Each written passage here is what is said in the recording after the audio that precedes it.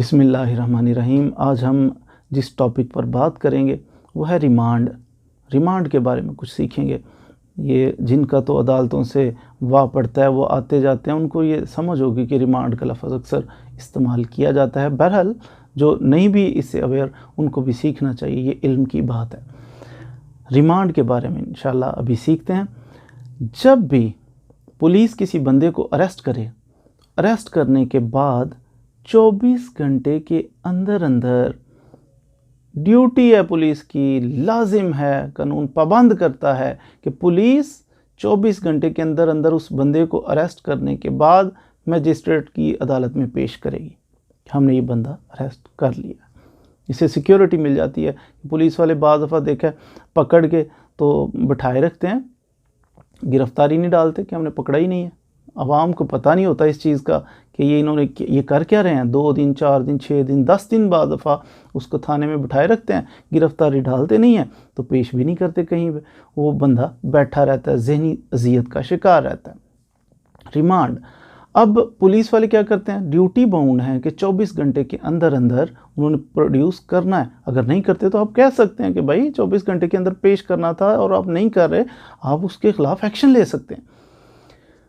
अगर पुलिस का ये काम है कि 24 घंटे के अंदर अंदर जब अरेस्ट करते हैं तफ्तीश मुकम्मल करें, 24 घंटे में तफ्तीश मुकम्मल करके तो वाइंड अप कर दें। अगर पुलिस वाले समझते हैं कि हम 24 घंटे के अंदर तफ्तीश मुकम्मल नहीं कर सकते या नहीं कर सके तो मजिस्ट्रेट के पास पेश करेंगे और साथ दरख्वास्त देंगे, इस्तदा करेंगे कि जनाब इस बंदे की कस्टडी हमें दोबारा दे दी जाए। रिमांड का लफ्ज़ी मतलब ही है कि वापस कर देना, वापस लौटा देना। तो इसकी कस्टडी हमें वापस कर दी जाए इस मुलजिम की, ताकि हम मज़ीद तफ्तीश कर सकें। हम 24 घंटे में मुकम्मल नहीं कर सके। अब जज साहब ये देखेंगे, मजिस्ट्रेट ये देखेगा कि ये इस्तदा जो कर रहे हैं कि इसकी कस्टडी मुझे दे दी जाए, क्या ये वेल फाउंडेड है इनकी बात, उसकी कोई बुनियाद भी है कि ये जो एलिगेशन लग रहे हैं कुछ थोड़ी बहुत समझ आ रही है कि वाकई इसने जुर्म किया या नहीं किया। तो ये गौर करके सोच के, उसकी वजह ये है कि हमारा कॉन्स्टिट्यूशन जो है इसका आर्टिकल 9 कहता है किसी बंदे की लाइफ और लिबर्टी को सिक्योर करना है।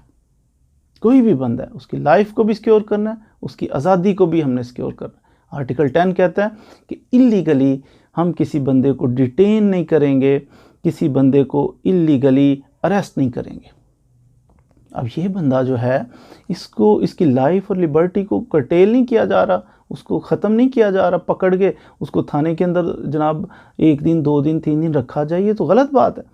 तो इसलिए अगर ये बेकसूर है तो फिर एहतियात की जाए। ये बेकसूर हुआ तो फिर तो इल्लीगल हो जाएगी इसकी डिटेंशन जो उसने गुजारी, जो थाने में पड़ा रहा, उसकी लाइफ और लिबर्टी ये तो उसके ख़िलाफ़ जा रही है बात। वैसे भी कहा जाता है, ये कानून का एक है, उसूल है कि कोई भी बंदा जब तक साबित ना हो जाए कि इसने जुर्म किया है उसको इनोसेंट ही समझा जाएगा। अब ये प्री ट्रायल डिटेंशन जो है, रिमांड जो है, अभी ट्रायल भी नहीं हुआ, पता नहीं उसने किया है नहीं किया, साबित होना है नहीं होना, उससे पहले ही उसको डिटेन करना है। तो इस पर मजिस्ट्रेट साहब को अपना जुडिशियस माइंड अप्लाई करना चाहिए कि इसको मैंने पुलिस के हवाले करना है या नहीं करना। केस समझ आ रही है नहीं आ रही मुझे कि ये केस बनता है नहीं बनता, बज़ाहिर एविडेंस मौजूद है नहीं है, तो ये गौर करके उसके बाद कस्टडी जो है हैंड ओवर करेगा पुलिस के। अब पुलिस वाले कहते हैं जनाब इसका 1 हफ़्ते का रिमांड दे दें, 10 दिन का रिमांड दे दें। ऐसा नहीं है कि जनाब मजिस्ट्रेट साहब सोए हुए कलम फेर देंगे, जी ठीक है आप ले जाएं, 10 दिन के लिए ले जाएं, ऐसा नहीं। बल्कि कानून ये कहता है, ये CRPC का सेक्शन 167 ये कहता है कि अगर 24 घंटे के अंदर अंदर पुलिस तफ्तीश मुकम्मल नहीं कर सकी और केस वेल फाउंडेड है, जो एलिगेशन उस पर लगे हुए हैं वेल फाउंडेड है, उनकी कोई बुनियाद भी है, तो फिर मज़ीद जज साहब उसको रिमांड पे पुलिस के हवाले कर सकते हैं। लेकिन उसमें लफ्ज़ यूज़ हुआ है time to time. Time to time का मतलब है कि मैक्सिमम जो है वो 15 दिन के लिए पुलिस की कस्टडी में रखा जा सकता है बंदे को। लेकिन ऐसा नहीं कि एक ही दफ़ा 15 दिन या 10 दिन, ऐसा नहीं। टाइम टू टाइम, यानी पुलिस वाले जितना मर्जी कहें, अगर समझते हैं ज़रूरत है 2 दिन का रिमांड, 3 दिन का रिमांड, थोड़े से थोड़ा कम से कम कोशिश करें कि रिमांड दें ताकि इनकी इन्वेस्टिगेशन मुकम्मल हो, और इन्वेस्टिगेशन मुकम्मल करने के बाद फ़ौरन वो उसको जुडिशल किया जाए। वो ज़मानत अपनी करवा सकता है जुडिशल होने के बाद। तो ये था फ़िज़िकल रिमांड जो पुलिस इस्तदा करती है कि जनाब इस बंदे को दोबारा 24 घंटे में तफ्तीश मुकम्मल नहीं हुई, दोबारा हमारे पास लौटाएं ताकि हम इसको रिमांड पे रखें और इसकी तफ्तीश कर सकें। तो फिर कंजूसी के साथ थोड़ा थोड़ा चंद दिनों का और मैक्सिमम कितने दिनों का रिमांड पुलिस के हवाले किया जा सकता है? मैक्सिमम 15 दिन। 15 दिन से ज़्यादा नहीं किया जा सकता, वो भी सोच सोच के थोड़ा थोड़ा करके।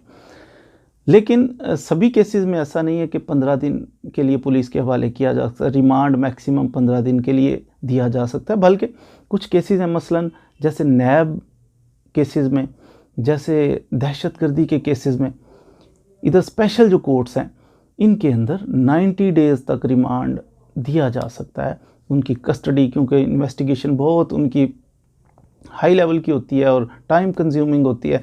इसलिए नैब केसेस और स्पेशल जो केसेस हैं इनके अंदर 90 दिन तक उसका जिस्म जो है पुलिस के हवाले किया जा सकता है। वो भी इसी तरह थोड़ा थोड़ा करके, एक ही दफ़ा नहीं, थोड़ा थोड़ा रिमांड देंगे तो पुलिस फिर अपनी इन्वेस्टिगेशन मुकम्मल करेगी। स्पेशल कोर्ट्स जो हैं इनका रिमांड भी कहाँ से पुलिस लेगी? स्पेशल कोर्ट्स के अंदर ही। जो केस स्पेशल कोर्ट के अंदर चलने हैं उनका रिमांड भी स्पेशल जज ही देंगे।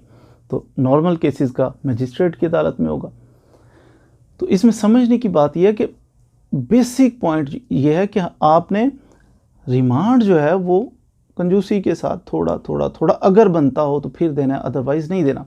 पुलिस रूल्स 1934 ये भी कहते हैं कि जब पुलिस इस्तदा करेगी, पुलिस आई है मजिस्ट्रेट साहब के पास कि जनाब इसका रिमांड हमें दे दें, फ़िज़िकल रिमांड दे दें, हमने इन्वेस्टिगेशन करी, हमें वापस कर। अब जज साहब का काम है वो गौर करें और देखें पुलिस डायरीज़ को, कि पुलिस डायरीज़ के अंदर जो एंट्रीज़ हुई हैं उनको देखें कि कोई प्रोग्रेस हो रही है, इन्वेस्टिगेशन कर भी रहे हैं या नहीं कर रहे। अगर तो इन्वेस्टिगेशन कर रहे हैं, प्रोग्रेस हो रही है तो फिर दें, अदरवाइज़ नहीं। मिसाल के तौर पे पिछली डेट पे आए, जनाब रिमांड पे हमें दे दें, जज साहब ने दे दिया, 2-3 दिन बाद फिर आए, फिर रिमांड पे दे दें। जज साहब का काम है पहले पुलिस डायरीज़ देखे कि क्या तफ्तीश हुई है, इन्होंने कुछ लिखा भी है, नहीं लिखा। अगर सपोज़ उन्होंने पिछली डेट पे लेके 2-4 दिन बाद फिर आए हैं, फिर कहते हैं पुलिस वाले हमें रिमांड पे दे दें, अब जज साहब नहीं रिमांड पे देंगे कि पीछे तो कुछ किया ही नहीं, 3 दिन फारग पड़ा रहा है वो बेचारा बिला वजह ही, उसकी लाइफ एंड लिबर्टी जो है वो तो कर्टेल हुई है, तो इसलिए उसको रिमांड नहीं देंगे। पुलिस डायरीज़ को देखें, गौर करें, सोचें, दिमाग अप्लाई करें अपना, उसके बाद जज साहब जो हैं मजिस्ट्रेट फिर रिमांड दें पुलिस को थोड़े से थोड़ा। अगर किसी थाने के अंदर एक से ज़्यादा मुकदमात हैं किसी बंदे पे, बंदा अरेस्ट कर लिया उन्होंने और एक ही थाने के अंदर एक से ज़्यादा मुकदमात दर्ज हैं उस बंदे पे, अब पुलिस ये नहीं कर सकती कि रिमांड लिया, फिर जनाब 15 दिन पूरे हो गए, 15 दिन के बाद जनाब रिमांड का टाइम ही ख़त्म हो गया, 15 दिन से ज़्यादा तो रिमांड पे मिल नहीं सकता था इनको उसका जिस्म। अब क्या करते हैं, दूसरे मुकदमे में भी जनाब गिरफ़्तारी डाली और दोबारा रिमांड लेना शुरू कर दिया, और यूं ही उसको 40-50। ऐसा नहीं है, बल्कि कानून ये कहता है जब किसी बंदे को गिरफ़्तार किया जाएगा, उस थाने के अंदर जितने भी मुकदमात हैं सब के अंदर अरेस्ट शुमार होगी, और कोर्ट एक ही दफ़ा रिमांड ग्रांट करेगी। वही लिमिट 15 दिन से ज़्यादा कोर्ट ग्रांट नहीं कर सकती। कोर्ट बस मैक्सिमम 15 दिन के लिए कस्टडी पुलिस को देगी, उसी के अंदर सभी मुकदमात की तफ्तीश करना होगी पुलिस को। अब ये एक जुडिशल आर्डर होता है रिमांड का, इसको कंटेस्ट किया जा सकता है। जो मुल्ज़म है वो ख़ुद भी एतराज़ कर सकता है कि क्यों रिमांड आप दे रहे हैं, बनता नहीं है, ये तो मुनासिब नहीं है। अपने वकील साहब के ज़रिए भी रिमांड को कंटेस्ट कर सकता है। मिसाल के तौर पर अगर आप जज साहब आपकी बात नहीं सुनते और समझ में नहीं आती आपको, आप समझते हैं आपके साथ ज़्यादती हो रही है, आपको दोबारा पुलिस के हवाले किया जा रहा है, हालांकि नहीं किया जाना चाहिए, तो उसके आपके पास रेमेडी मौजूद है कि आप सेशन जज की कोर्ट में चले जाएं, उधर आप जनाब फ़ाइल करें, रिवीजन फ़ाइल करें इस आर्डर के ख़िलाफ़ कि ये जो मजिस्ट्रेट साहब ने आर्डर किया है मेरी फ़िज़िकल कस्टडी पुलिस को देने का, ये गलत है, इसको ख़त्म किया जाए। मेरी हवालगी पुलिस के पास नहीं करनी चाहिए थी, बल्कि मुझे जुडिशल करना चाहिए था। तो आप इसको कर सकते हैं, चैलेंज कर सकते हैं अगर मजिस्ट्रेट साहब ऑर्डर कर। मजिस्ट्रेट का काम है कि वो सुपरवाइज़ करे, जो पुलिस इन्वेस्टिगेशन कर रही है, तफ्तीश पुलिस किसी मुकदमे में कर रही है, मजिस्ट्रेट का काम है उसको सुपरवाइज़ करे, देखे इसके हैंकी फैंकी तो नहीं हो रही, कोई तशद्दुद तो नहीं किया जा सकता। पुलिस रिमांड के अंदर जब उनके पास बंदा अरेस्ट होता है, पुलिस तशद्दुद नहीं कर सकती, बिल्कुल नहीं कर सकती। यहाँ थानों के अंदर छितर बनाए होते हैं उन्होंने और मार रहे होते हैं, ऐसा नहीं है, इलीगल है, गैर कानूनी है। और ये काम मजिस्ट्रेट साहब का है कि जनाब वो सुपरवाइज़ करें, लेकिन डायरेक्ट ना करें, डायरेक्शन ना दें, ऐसा करो वैसा करो, ऐसा ना करें, लेकिन देखें ज़रूर कि भाई तफ्तीश हो रही है नहीं हो रही, रिमांड पे रिमांड क्यों ले रहे हैं, ये मजिस्ट्रेट का काम है। अगर आप समझते हैं कि पुलिस के हवाले करेंगे तो पुलिस जनाब नुकसान पहुंचाएगी, पुलिस मारेगी इस बंदे को मारे, तो आपका काम है फ़ौरन आप मजिस्ट्रेट साहब को कहें कि जनाब इसका मेडिकल करवाएं हमारे बंदे का, हमें ख़तरा है कि पुलिस ने इसको मारना है, तशद्दुद करना है, तो उसका मेडिकल हो जाएगा। मेडिकल होगा तो उसके अंदर सारा कुछ होगा कि इसकी कोई इंजरी नहीं है, जिस्म पे ज़ख़म कोई नहीं है। बाद में अगर पुलिस वाले मारेंगे, टॉर्चर करेंगे, कोई निशान आ गया तो पुलिस वालों की फिर आ जाएगी ना मुसीबत उन पे, तो इसलिए फिर नहीं टॉर्चर करेंगे, गैर कानूनी है टॉर्चर करना। पुलिस वालों के पास भी ये इख्तियार है कि अगर रिमांड पे कोई बंदा अपने पास वो ले जाते हैं तो पुलिस वाले 169 CRPC के तहत उस बंदे को समझते हैं कि यार इस केस के अंदर तो कुछ भी नहीं है एंड इसका कुछ भी नहीं होना, इस बंदे को फिर वो क्या करते हैं, पुलिस वालों के पास इख्तियार है, वो रिलीज़ कर सकते हैं, श्योरिटी बॉन्ड ले के या उसके बगैर भी कर सकते हैं कि आप चले जाओ, जब ज़रूरत पड़ेगी तो हम आपको बुला लेंगे। इसी तरह मैजिस्ट्रेट के पास भी इख्तियार है, मैजिस्ट्रेट साहब देखते हैं कि जनाब ये रिमांड मांग रहे हैं लेकिन इस केस में तो कुछ नज़र ही नहीं आ रहा, ये मैजिस्ट्रेट साहब क्या करें, उसको डिस्चार्ज कर सकते हैं कि जनाब आप जाएं, आप घर जाओ, जब ज़रूरत पड़ेगी तो दोबारा आपको बुला लेंगे। तो वाकई अगर कोई बाद में इनक्रिमिनेटिंग मटेरियल मिल जाता है तो फिर क्या करेंगे, फिर दोबारा उस बंदे को अरेस्ट कर लेंगे। ये रिलीज़ जो है मैजिस्ट्रेट का डिस्चार्ज करना या पुलिस का छोड़ना, ये इक्विटल नहीं है कि यानी केस से बरी नहीं किया जा रहा, वक्ती तौर पे उसको आज़ाद किया जा रहा है। तो ये दोनों पुलिस वाले भी कर सकते हैं, तो मैजिस्ट्रेट साहब भी उसको छोड़ सकते हैं। अगर पुलिस किसी बंदे को अरेस्ट कर लेती है, वो पकड़ा हुआ है, थाने में रखा हुआ है, ना उस पर गिरफ्तारी डाल रहे हैं, ना जनाब मैजिस्ट्रेट साहब के पास पेश कर रहे हैं, तो आपको परेशान होने की इधर ज़रूरत नहीं है, बल्कि कानून से आगाही की ज़रूरत है। आप ऐसा पुलिस ऑफिसर जो पकड़ के रखे हुआ है ना, उसके ख़िलाफ़ डिपार्टमेंटल इंक्वायरी इनिशिएट करवा दें, DPO को लिखें, एप्लीकेशन लिखें कि हमारा बंदा फ़लाँ डेट से फ़लाँ टाइम से फ़लाँ जगह से इसने उठाया और अभी तक गिरफ्तारी भी नहीं डाली और जनाब पकड़ के इलीगली डिटेन किया हुआ है, या कोर्ट के अंदर एप्लीकेशन दें, हाई कोर्ट के अंदर रिट फाइल करें कि इलीगली डिटेन किया हुआ है फ़लाँ पुलिस ऑफिसर ने, तो हाई कोर्ट से बैलेफ अपॉइंट करके उस बंदे को रिकवर भी करवाया जा सकता है। तो पुलिस जब किसी बंदे को पकड़ती है 24 आवर्स के अंदर मजिस्ट्रेट के पास पेश करती है, फिर रिमांड की इस्तदा करती है, रिमांड मिल जाता है, तो ये गाहे बगाहे थोड़ा थोड़ा रिमांड मिलता है, बंदा उनको दे दिया जाता है। तो उनका मकसद क्या है, इन्वेस्टिगेशन करना, तफ्तीश मुकम्मल करना। तो अगर वो तफ्तीश मुकम्मल नहीं कर रहे तो फिर उसका कोई मकसद नहीं है उनको रिमांड पे बंदा हवाले करने का।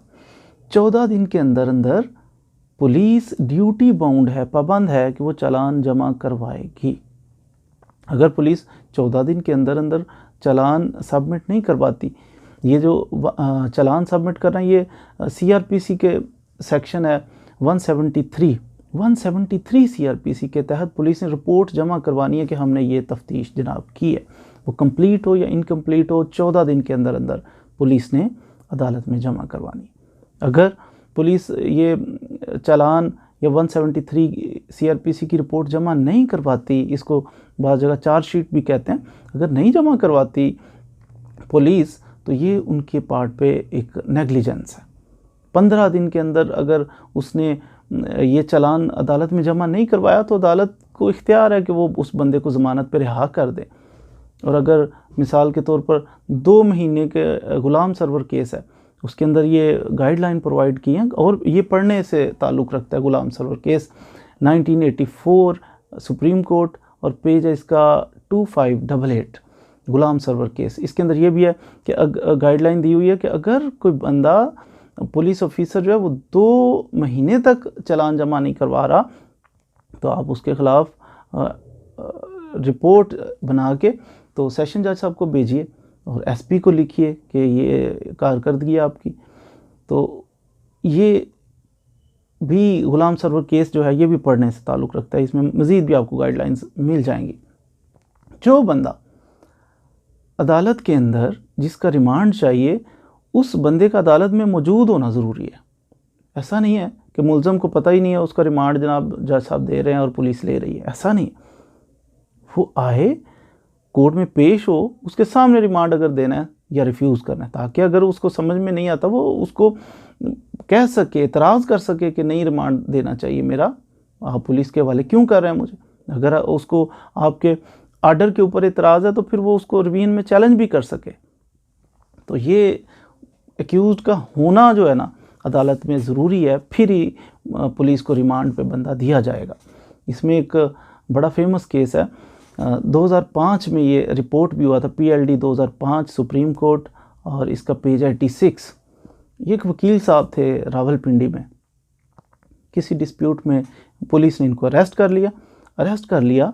तो जब रिमांड के लिए लेके आना था ना तो काफ़ी सारे वकला जमा हुए, अदालत में पहुंचे कि वो फ़लाँ केस में जनाब वो अच्छा जी आ रहा है, जज साहब भी कहते हैं आ रहा है, वो बस अभी लेके आ रहे हैं, तो अभी नहीं आए। वकला बैठे हुए हैं अदालत में, इंतज़ार कर रहे हैं, और 4 बज गए, कोर्ट का टाइम ख़त्म हो गया, आया ही नहीं। उन वकील साहब का बेटा जो है ना वो थाने पहुंचा हुआ था, देख रहा था कि करना क्या। पुलिस वाले उनको लेके वकील साहब को निकले गाड़ी में तो कहीं और ही ले गए, अदालत में नहीं लेके गए, कहीं और ही ले गए। बहरहाल तो मीडिया भी इकट्ठा था कि वकील साहब का केस है, तो बड़ा हाईलाइट हुआ। तो जब चीफ़ जस्टिस थे मौजूदा, उन्होंने देखा कि इस तरह का काम हुआ है कि अदालत में पेश ही नहीं किया गया, और बाद में उन जज साहब ने 10 दिन का इकट्ठा रिमांड भी दे दिया वकील साहब का पुलिस को। और चीफ़ जस्टिस ने इस चीज़ पे जो है ना वो सुओ मोटो एक्शन ले लिया। सुओ मोटो एक्शन लिया तो जनाब बुला लिया सबको, वो सारे मजिस्ट्रेट को भी बुला लिया, तो पुलिस ऑफिसर को भी बुला लिया, तो अमले को भी बुला लिया, सभी को बुलाया। वकला ने अपने बयान अल्फी दिए चीफ़ जस्टिस को, जनाब ये देखें इन्होंने तो पेश ही नहीं किया, तो अगर ये मुल्ज़िम को पेश करते तो हम तो अदालत में थे, हमें पता चलता। तो साथ ही जनाब मजिस्ट्रेट साहब जो पेश हुए थे वो कहते हैं नहीं पेश किया था। अमला जो आया ना जज साहब का, वो भी कहते हैं हाँ जी पेश किया था। अब साथ जिसने पेश करना था तफ्तीशी, वो भी मौजूद था, उससे पूछा गया तो वो कहते हैं नहीं वो हम तो पेश ही नहीं कर सके, बड़ा में प्रेशर था ऊपर से नीचे से ये वो। अब तो चीफ़ जस्टिस साहब को बड़ा गुस्सा आया इस बात पे कि ये क्या हरकत है। कोर्ट के अंदर एक तो गलत काम किया, गैर कानूनी काम किया मजिस्ट्रेट ने कि रिमांड जनाब 10 दिन का दे दिया, और दूसरा गैर मौजूदगी में दिया, मुल्ज़िम की गैर मौजूदगी में दिया। और चीफ़ साहब ने फ़ौरन उसकी जो मुल्ज़िम था उसकी ज़मानत ले ली और लिखा, फिर हाई कोर्ट को लिखा कि इस मजिस्ट्रेट के ख़िलाफ़ जो है ना इंक्वायरी करें। तो साथ ही जो अमला था वो जज साहब का, उसके बारे में सेशन जज साहब को लिखा कि अमले के बारे में भी आप जो है ना वो इंक्वायरी इनिशिएट करें।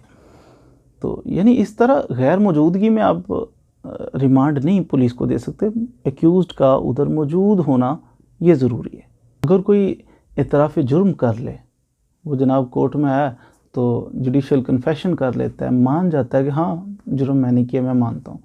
अब इस सूरत में कोर्ट क्या करेगी, फ़ौरन उसकी कस्टडी जो है वो पुलिस से ले लेगी। पुलिस को अब लौटाने की ज़रूरत नहीं है। तफ्तीश क्या होगी, उसने तो अब कन्फेशन कर लिया ना, कन्फेशन करने के बाद इतराफ़ जुर्म उसका रिकॉर्ड करने के बाद अदालत क्या करे, उसको फ़ौरन जुडिशल कर देगी। बात सूरतों में ये भी है कि अगर वो कोर्ट के अंदर कन्फेशन करना चाहता है तो कोर्ट ड्यूटी बाउंड है, कोर्ट पे ये लाजम है कि उस बंदे को समझाए कि क्यों आप अपना जुर्म मान रहे हैं, ये जो आप जुर्म अपना मान रहे हो ये आपके ख़िलाफ़ शहादत के तौर पे पेश होगा, ये आपको नुकसान पहुंचा सकता है, आपको सज़ा हो सकती है। आप अंडर प्रेशर तो नहीं हो, किसी ने आप पे प्रेशर तो नहीं डाला, पुलिस ने कोई थ्रेट तो नहीं किया हुआ कि जाओ मानो, ना माने तो टांगे तोड़ देंगे, ऐसा तो नहीं है। तो ये मजिस्ट्रेट ने बताना है उसको। मिसाल के तौर पर वो इतराफ़ हाँ जी मैंने किया है, अब मजिस्ट्रेट उसको ये बातें बताता है तो फिर वो कहता है नहीं मुझे थ्रेट किया हुआ था इसलिए मैं डरते हुए। अब इस सूरत में कोर्ट अपना जुडिशियस माइंड अप्लाई करेगी कि अगर इस बंदे को अब दोबारा कस्टडी दी, पुलिस वाकई मारेंगे कि आपको तो कहा था कन्फेशन करना है और आपने किया नहीं, तो फिर आ गए वापस, मुकर गए उधर जाके, हमारी बेइज्जती करवा दिया आपने। तो इस सूरत में भी कोर्ट अपना माइंड अप्लाई करेगी कि कस्टडी अब वापस देनी है या नहीं, सोच समझ के देगी अगर देनी पड़े। नॉर्मली नहीं देगी क्योंकि उसकी ख़तरा है उसको कि अब पुलिस वाले इसको टॉर्चर करेंगे। अब अगर औरत हो, किसी औरत पर कोई मुकदमा बने, पुलिस औरत को अरेस्ट कर लेती है, तो औरत का ये सारा सिलसिला ऐसे नहीं होगा कि रिमांड मांगेंगे और रिमांड मिल जाएगा, ऐसा बिल्कुल नहीं है। औरत को जब किसी केस में अरेस्ट किया जाए तो उसको रिमांड पे पुलिस के हवाले नहीं किया जाता। पुलिस ने पकड़ा, मजिस्ट्रेट साहब के पास पेश किया, फ़ौरन औरत को जेल भेज दिया जाता है, पुलिस के हवाले थाने में नहीं भेजा जाता। लेकिन 2 एक्सेप्शन है उसमें। अगर औरत कत्ल के मुकदमे में मुलव्वस है तो फिर उसका रिमांड दिया जा सकता है। अगर औरत जो है वो डकैती में मुलव्वस है तो फिर भी उसका रिमांड दिया जा सकता है, लेकिन उसकी सॉलिड ग्राउंड्स लिखनी पड़ेंगी, वजूहात लिखनी पड़ेंगी कि किस वजह से हम इसका रिमांड दे रहे हैं। बाकी जितने केसेस हैं कत्ल के अलावा, डकैती के अलावा, उन सारे केसेस में फौरी तौर पे उसको जेल भेजा जाएगा। और तफ्तीश तो ज़ाहिर है सभी केसेस में होती है, अब इसमें तफ्तीश भी जेल में होगी। जेल के अंदर आईओ जो है, इन्वेस्टिगेशन ऑफिसर जो है, जिसने तफ्तीश करनी है, थाने से चलेगा जनाब तो उधर पहुंचेगा तफ्तीश करने के लिए, लेकिन साथ एक लेडी कांस्टेबल उसको साथ लेके जाएगा, और जेल सुप्रीडेंट होगा, तफ्तीशी होगा, लेडी कांस्टेबल होगी, ये तीनों की मौजूदगी में तफ्तीश होगी अगर औरत को अरेस्ट किया जाएगा। अगर औरत को इस तरह उसकी तफ्तीश होती है, अगर तफ्तीश के दौरान जेल के अंदर औरत थी, तफ्तीश हो रही है, तो ज़रूरत पड़ गई है औरत को कहीं बाहर ले जाने की, जैसे लाश को फ़लाँ जगह पे दबा दिया है या फ़लाँ सामान उधर पड़ा हुआ है, तो कुछ एविडेंस कलेक्ट करनी है, उसने पॉइंट आउट करना है, उसको जेल से निकालना पड़े, तो फिर इजाज़त लेके मजिस्ट्रेट की तो जेल से निकाला जाएगा। लेकिन इसमें ये चीज़ ख्याल रखी जाएगी कि औरत को सूरज गुरूब होने से लेके सूरज निकलने तक, रात के टाइम ये जेल से बाहर नहीं रख सकते। सूरज निकलना और सूरज गुरूब होना, इसके दरमियान दिन में आप लेके जाएं और वापस लौटाएं, शाम को नहीं आप ले जा सकते औरत को। इसी तरह रिमांड के बारे में बात करें तो जुडिशल रिमांड, ये तो अभी तक जो हमने डिस्कशन की ये था फिज़िकल रिमांड, जिस्मानी रिमांड इसको कहते हैं कि पुलिस के हवाले कर दिया जाता है कि जनाब तफ्तीश कर लें।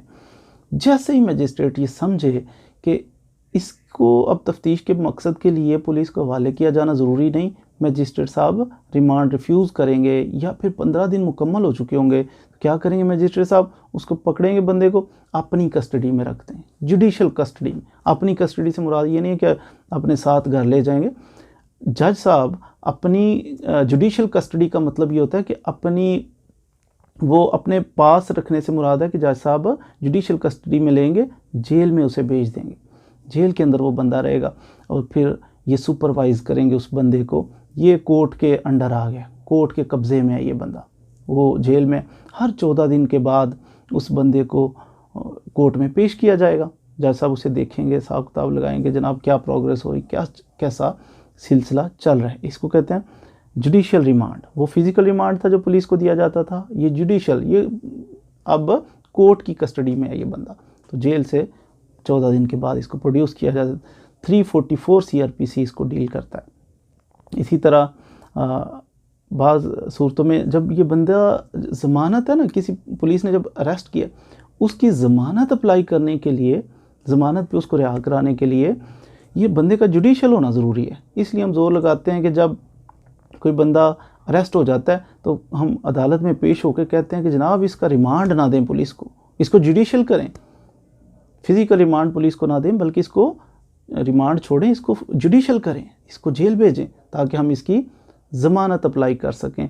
ज़मानत कब अप्लाई होती है? जब बंदा जुडिशल हो जाता है, जुडिशल लॉकअप में चला जाता है, फिर उसकी ज़मानत अप्लाई की जा सकती है। इसी तरह एक आपने रिमांड के बारे में ये सुना होगा कि केस भी रिमांड हो जाता है बाज़ दफ़ा, और एक आपने ट्रांजिट रिमांड के बारे में सुना होगा। ट्रांजिट रिमांड का मकसद ये होता है कि जब कोई दूर दराज इलाके से कहीं से बंदे को अरेस्ट किया, तो अब दूर दराज से अरेस्ट कर रहे हैं, इधर लिमिट लगी हुई है कि 24 घंटे के अंदर अंदर मैजिस्ट्रेट साहब के पास पेश करना है। 24 घंटे के अंदर अंदर, दूर से किया, आते आते 24 घंटे से ज़्यादा लग जाएगा। अब अरेस्ट करते ही नियरेस्ट जो मजिस्ट्रेट है उसके पास पेश करेंगे, उसे ट्रांजिट रिमांड लेंगे कि जनाब मैंने इसको अरेस्ट किया, इसकी कस्टडी मुझे हैंड ओवर करें। ट्रांजिट सफरी रिमांड भी इसको कहते हैं। ट्रांजिट रिमांड लेके तो चल पड़ेंगे, फिर अपने जो मजिस्ट्रेट साहब हैं, इलाका मजिस्ट्रेट साहब, उसके सामने पेश करेंगे। तो ये है ट्रांजिट या सफरी रिमांड। अगर किसी केस में जज साहब बंदे को जुडिशल कर देते हैं, जुडिशल लॉकअप में भेज देते हैं, पुलिस की कस्टडी से ले के रिमांड नहीं देते, उन्होंने जनाब जुडिशल कर दिया, बंदा जेल में भेज दिया। अब ये था एक थाने के साथ सिलसिला, बंदा चला गया जेल में, किसी दूसरे थाने के अंदर भी उसके ख़िलाफ़ FIR दर्ज है, वो कहते हैं हमें तो तफ्तीश करनी है और ये जेल में इन्होंने भेज दिया। अब क्या करेंगे? तफ्तीश के लिए मतलूब है दूसरे थाने को, किसी को। वो थाने वाले ऐसा नहीं कर सकते कि सीधे जाएं जनाब जेल में जाके उन्हें बता के FIR है तो हमें दें, हमने तफ्तीश कर, ऐसा नहीं है।